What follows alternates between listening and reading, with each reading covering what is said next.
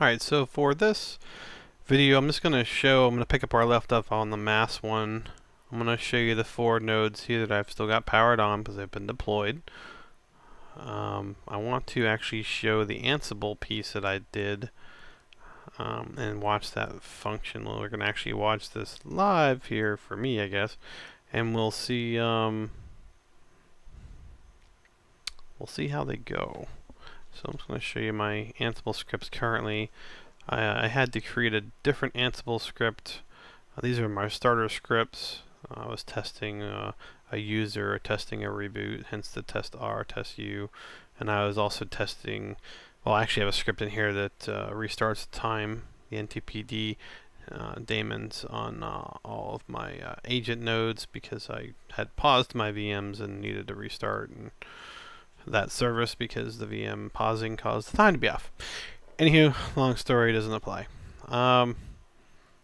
So basically, new server-ENO is for interfaces that are labeled as ENO1, ENO2, and then for new server-ENS, those are for ANS 192 and 224 label interfaces. Hopefully, I think I talked about it in another video, but basically they've changed the naming convention for Ethernet cards from ETH 012345 to a different type based on, I believe it's the hardware type of the card. There's a whole discussion and people are mad and happy at the same time, so I don't know the details. I probably should look at that, but to me it's just become an inconvenience because I have to redo the scripts and stuff based on that. So if those of you familiar with Ansible, these are all playbooks that I've got. So this is an Ansible playbook, and I want it to run my new server -ENO because these physical nodes have an ENO interface labeled. Actually, I'll show you that too. Let's go back to the MAAS configuration page on here, and we'll scroll down here. You notice the name is ENO1, ENO2. That's where I'm getting that from. My virtual machines have ENS 192 and ENS 224. So, hence the difference in my scripts. So, my hope here is to run this particular script. Now, it's a cool little feature. You can run a syntax check on your Ansible playbook before you run the playbook so that you can figure out if you're going to have any errors, at least with your syntax. It will also give you kind of an error when you start to run it anyways, so I guess it really doesn't matter. So we're going to start the playbook, and again, these are just to clarify, these are 4 physical nodes with IPMI. So we're just going to run this against those. I know this works against my virtual machines. This script installs all the packages I need for Mesosphere. It creates a local user in case the bonding crashes and burns. So I can go to the console and actually fix it. And then it restarts the server. And then then it also installs the Docker overlay piece, and of course you have to reboot once you enable that. So it then reboots, and of course upon reboot it has, it then starts up and it has the bonding in place and the overlay piece that it needed, of course upon boot, which of course that's why I have to do that reboot piece. It's actually good to reboot after the bonding because restarting networking services, I've found after enabling bonding doesn't quite work all the time. So it was just easier, not in the sense that the bond doesn't work, it's just that sometimes it actually drops connection or errors out in the Ansible script. So it was actually easier just to set it instead of restarting services, reboot the machine. So I kind of integrated the reboot in the middle of the script when I needed it. So let's go ahead and run this. I've already configured my Ansible host file to have the correct node IPs. Just to show you that that's actually in the etc Ansible hosts directory on the machine when you install Ansible. Now I've already deployed to these agent machines. Now that's just the classification I'm using for these. Just a note also, in this config file you can establish your user for SSH, which of course, because it's CentOS, Ubuntu, when it does it in MAAS, it assigns the admin user as CentOS. So these are the 4 nodes, 108, 109, 110, and 111 that we just finished adding.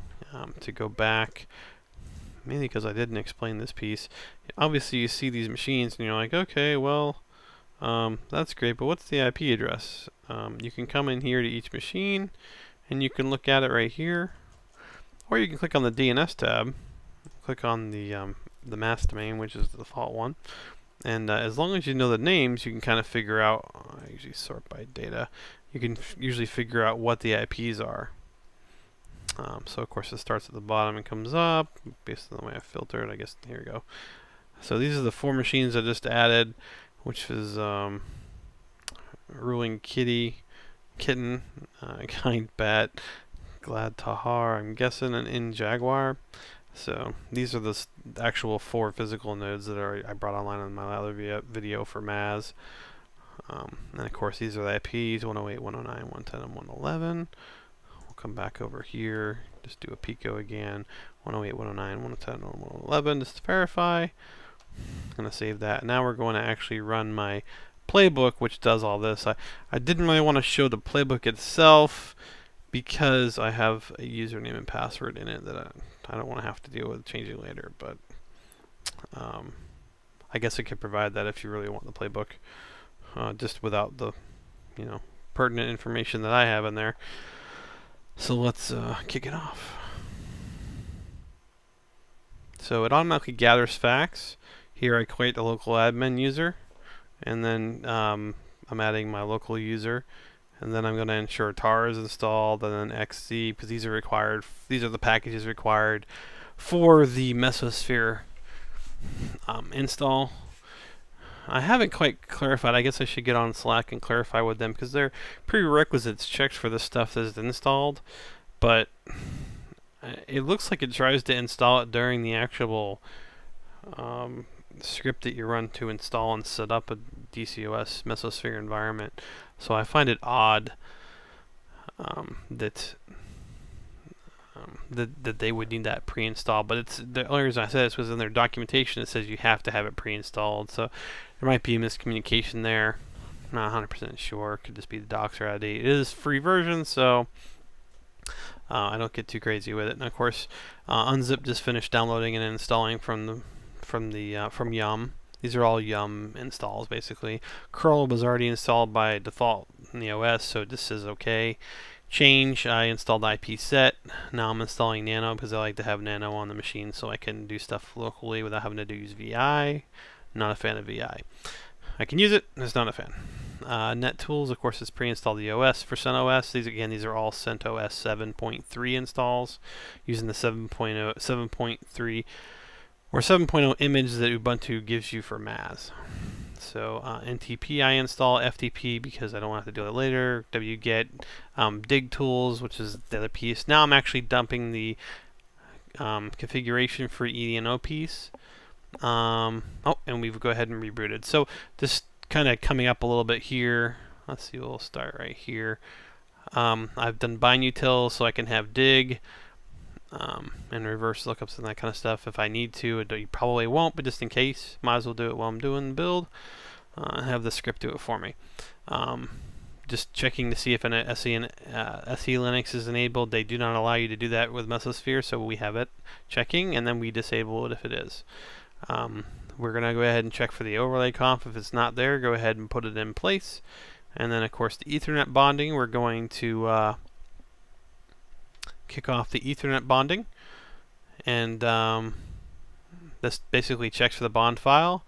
This deletes the initial ENO file. This deletes the other file if it's okay. It doesn't actually exist, which it doesn't create one if it's not a configured interface. So there wouldn't actually be an ENO2 file on that server. As I showed in the MAAS video, if you SSH into the server and actually look at the config files, which are inside that sysconfig netscripts folder, you'll actually not see an ENO2 file. You also won't see a bond0 file because we're actually going to create a bond. So you need that, add that, put that in there. So the enable bonding, that's the mod probe section that you do when you're enable bonding. So that's all done through this Ansible script. Looking here, we have, I also delete the etho configuration. I found it was causing problems on some machines if it happened to have left it there during a reboot. It's not a real big a deal. I just put it in my script and left it there. So here's the actual configuration file. So I'm deleting existing files and then I'm actually creating them here. Oh, I just heard the servers kick back on again, so they're in the process of rebooting.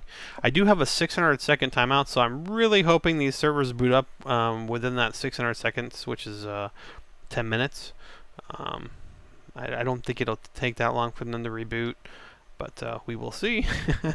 So here I create the primary configuration file, the second configuration file, and then I tell it to go ahead and restart all the servers. So at this point, you can see that I have successfully made it all the way down to the restart server function, which, by the way, I had to do a lot of searching to get the correct configuration. Alright, so my script has detected that the servers are back online, which means the bonding worked. It already had them, it checked them, so they're here. We added the repo for the Docker config, and now we're just right here, we're actually going to be downloading and installing Docker. I think it's, I don't want to misquote. It's a certain version that Mesosphere requires. They actually have it on their documentation. So basically, I've just taken the steps that they have in their configuration setup for Mesosphere, and I put them in an Ansible script, or playbook, sorry. Use the correct terminology here. To me, it's just a script, but I've got it in the Ansible playbook. So I'm going to check for the Docker directory. If it's not, I'm going to create it, which it shouldn't exist, which it doesn't because it says OK. And then I'm going to check to see if there's an overlay setup configuration file. There's nothing there, so it's going to go ahead and add that configuration file. And at this point, we're going to,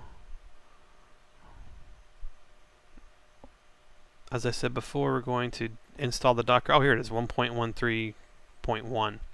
I actually put it in my note here. These are actually just notes in Ansible. Kind of just the task name, I guess, is what it is technically. So I'm actually quite new to Ansible, but I've done lots and lots and lots of PowerShell and Bash and other scripting pieces that I consider, they're all labeled as scripting. So to me, Ansible is just a much nicer wrapper for scripting. It has a lot of built-in functions, or modules, as they say. So I finished installing, and got the Linux. I'm starting Docker. I enabled Docker, and I finished. So at this point, 38 items were good, and 25 were actually installed, changed. So they use OK and change so that you can actually modify, like you can actually trigger other events off those items. So if you didn't need to reboot a server or something, or if you need to reboot a server if something existed or something didn't exist, then you reboot the server because it didn't exist. You can do that off of those state changes, like changed. So if this changed, you can actually trigger a handler, and the handler will trigger the reboot or the restart of the services. I think there's a really good Ansible 101 video on YouTube. If you look it up, just Ansible 101, the guy goes over a pretty good set of information to talk about those pieces. So I guess what we'll do at this point, we should be connected, but I'm gonna SSH over to one of these servers.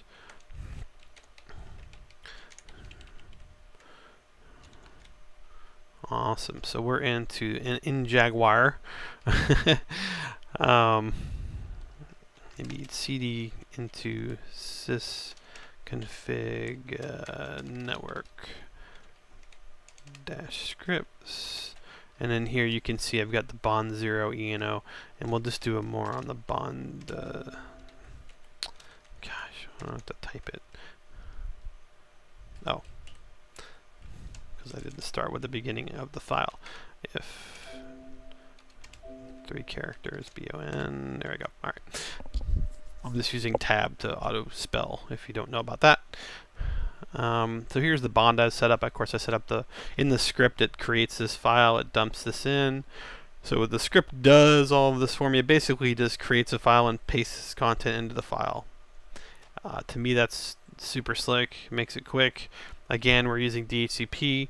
Now, what I did when I recreated these interface files is I actually used the gather facts piece, which if you scroll all the way up here, you'll see it says gathering facts. In Ansible, you can gather facts from it automatically gathers. You can turn it disabled if you want, but I have it enabled. Of course, it is by default, but I'm using the enable function for the variables piece, so it pulls it into an Ansible variable, and you can actually say, grab this MAC address from the existing ones and paste it into the configuration. So if I look at ENO,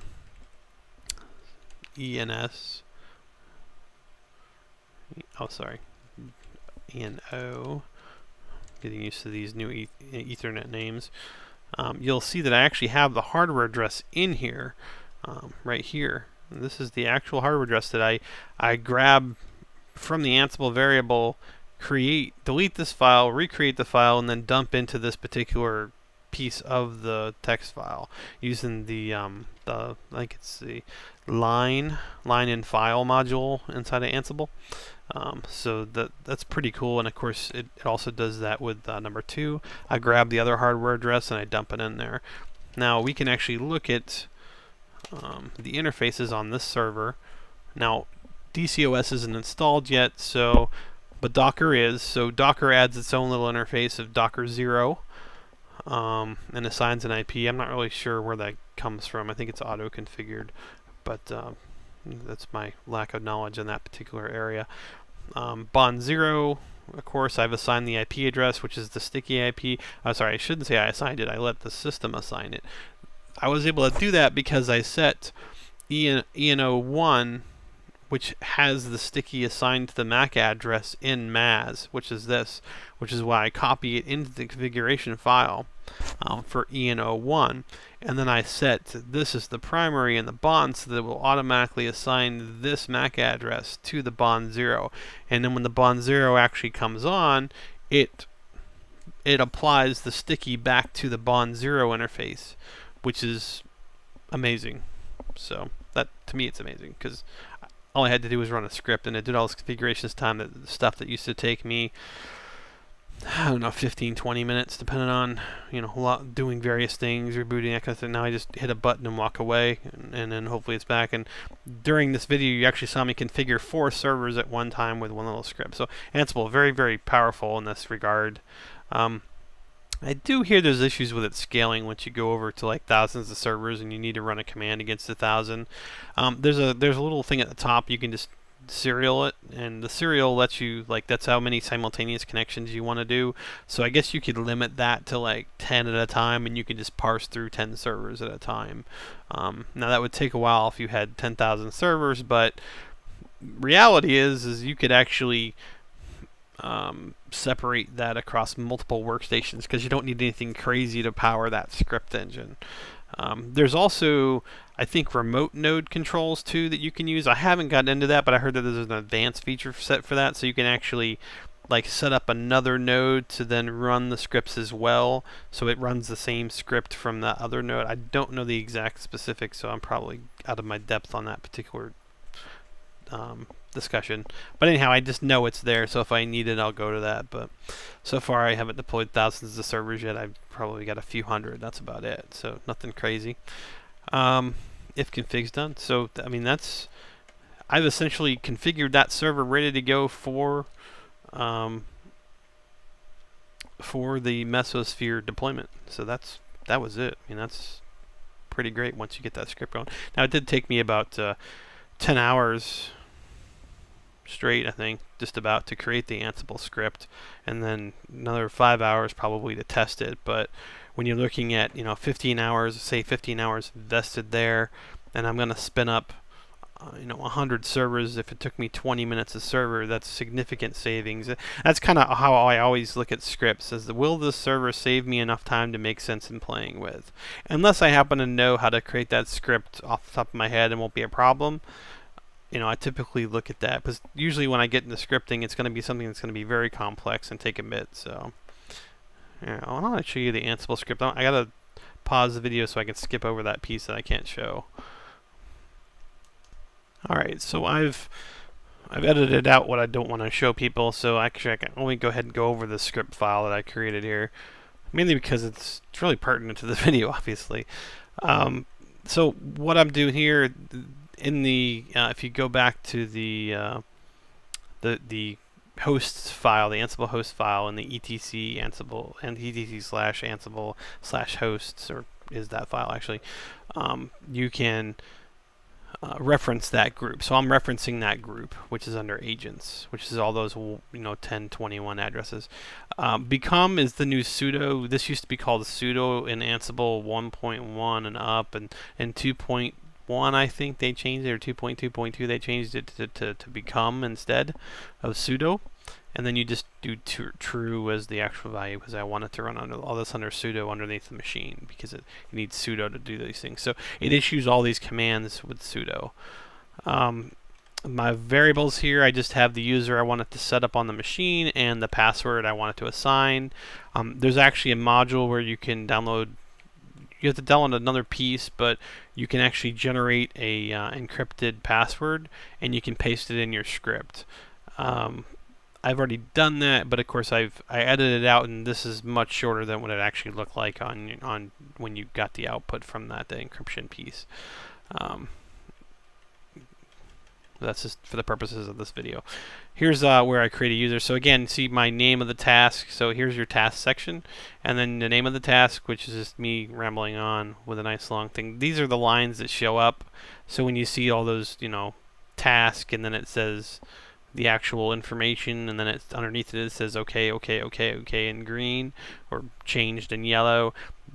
This header piece, this is the header right here. That's where that's coming from.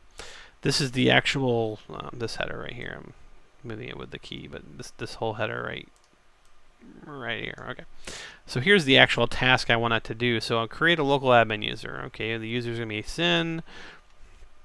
I want to make sure it has a bash shell. I'm adding it to the root group, and I want to append if it happens to need to append. And here's the password. I'm assigning it right here. So I'm using this password right here. So password equals sin password, which is the variable I've already set up with the password in it. Here's my adding it to the sudoers. You probably don't need to use group root, by the way, but I did that. Name, and then here is my task again. My task name is to add sudoers here. So I'm doing that. So user's been added.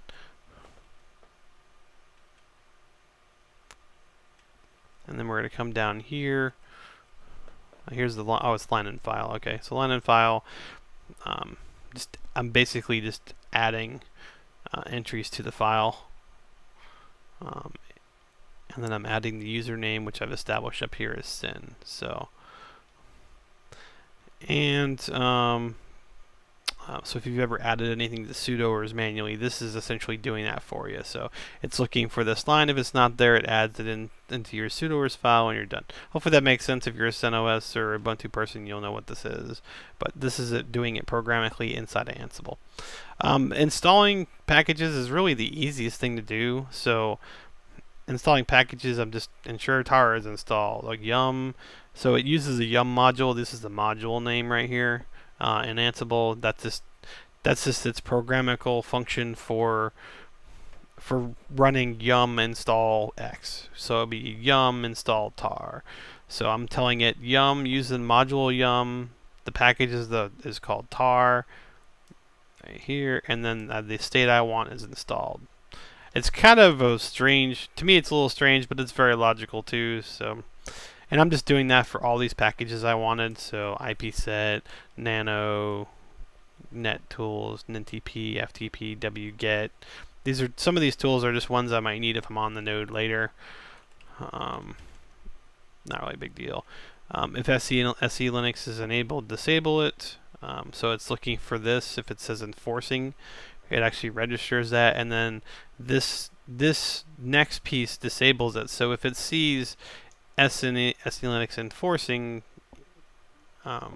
is true, then it actually will modify the file etc SNE Linux config, and it will change it from this to this. So it's enforcing to disabled. You can also change it to, I think, minimal. I think Mesosphere said they were okay with that. But again, just refer to the documentation. Here's the overlay configuration file. You need this. So what I'm doing here is I'm just checking if it exists. If it doesn't exist, right here is where, right, if it doesn't exist, then this particular task creates it. So I check for it, and then I create it if it's there. If it's not there. So if it's not there, this piece runs. If it was there, then it would skip this piece. Here's the actual interface bonding section that I move on. So enable bonding. Now I'm using ModProbe bonding, which just enables the module inside of the OS instead of using if and slave. I've used if and slave in the past, and it's worked fine too. But for this intents and purposes, I guess I'm just using the built-in piece. So here's me. I'm deleting the configuration file. I want it to be absent, hence the state.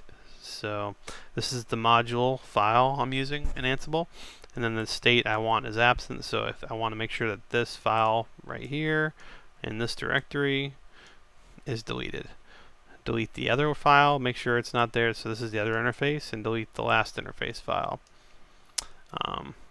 So once that's done, we move on to the creation, and I'm going to create the bond file right here. So it's just going to drop this file back in. So I'm making sure it's gone first, and then I'm going to paste it back in basically. So I'm going to create the file after I delete it. It's just me making sure I don't accidentally append a file or something. So I have create equals true. I'm using the line in file module, and I'm basically just creating a file, and here's the contents of the file right here. So this is the whole configuration I showed you before, using /n to donate. It needs to go down one line. So that's typical in Linux and scripting to have a little escape character. The same thing for the other two interfaces. And then at this point I stop and I restart the server. Now this probably is the most valuable piece here, because this took some serious effort to working with the VMs to get this to function right. I found a whole bunch of different postings on it, and I wanted something that would actually work properly and allow for timeouts, but not wait the whole 10 minutes for the server to come back. As you saw in the video earlier, it actually, as soon as those servers were back online, it was pinging them the whole time, and as soon as they were online, it was like, bam, let's go. So you didn't have to actually wait the full 10-minute timeout I have here. So going from the top here, I'm basically saying sleep 5 seconds, and then shut down, which is actually reboot. This is the full reboot command I'm using. So reboot triggered by Ansible. I'm just the reason for reboot. And then async, I'm telling it fire and forget, poll fire and forget, ignore errors, of course, because I'm rebooting the server, so it's going to lose this SSH session. It'll kick that off. Now it's going to put that waiting, as we saw. It just waited for the servers to come back. Probably should have said online at the end here. I'm just waiting for port 22, which is SSH. This means that they're started if it's connectable. These are the individual hosts from the host file that under the agents. So I'm telling it which ones to check. The delay is the delay before it starts checking. So I wanted to give it a second to shut down the physical server.